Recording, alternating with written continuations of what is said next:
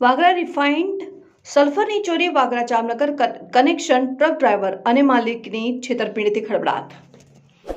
જામનગરની રિલાયન્સ ઇન્ડસ્ટ્રીઝમાંથી બિરલા ગ્રાસિમ કંપનીમાં પહોંચાડવામાં આવતા લાખો રૂપિયાના રિફાઇન્ડ સલ્ફરની ચોરીનો ચોંકાવનારો કિસ્સો સામે આવ્યો છે. વાગરા પોલીસ સ્ટેશનમાં નોંધાયેલી ફરિયાદ મુજબ ટ્રક ડ્રાઈવર અને માલિકે રસ્તામાં જ 7.60 લાખનો સલ્ફરનો જથ્થો સગેવગે કરીને તેની જગ્યાએ મીઠા જેવો પદાર્થ મેળવી દીધો હતો. આ ઘટનાએ ઔદ્યોગિક પરિવહન ક્ષેત્રે સુરક્ષા વ્યવસ્થા સામે ગંભીર સવાલો ઊભા કર્યા છે. પોલીસ ફરિયાદ અનુસાર ટ્રક નંબર GJ17UU 3008ના માલિક હરદીપસિંહ રામદેવસિંહ સરવૈયા અને ડ્રાઈવર જયેશભાઈ અરવિંદભાઈ ડાંગર, જે બંને જામનગરના રહેવાસી છે અને તેમને રિલાયન્સ ઇન્ડસ્ટ્રીઝ જામનગરથી વાગરા તાલુકાના વિલાયત GIDCમાં આવેલી બિરલા ગ્રાસિમ કંપની સુધી 31,100 મેટ્રિક ટન રિફાઇન્ડ સલ્ફર પહોંચાડવાનો કોન્ટ્રાક્ટ મળ્યો હતો. આ સલ્ફરની કિંમત ₹7,60,146 હતી.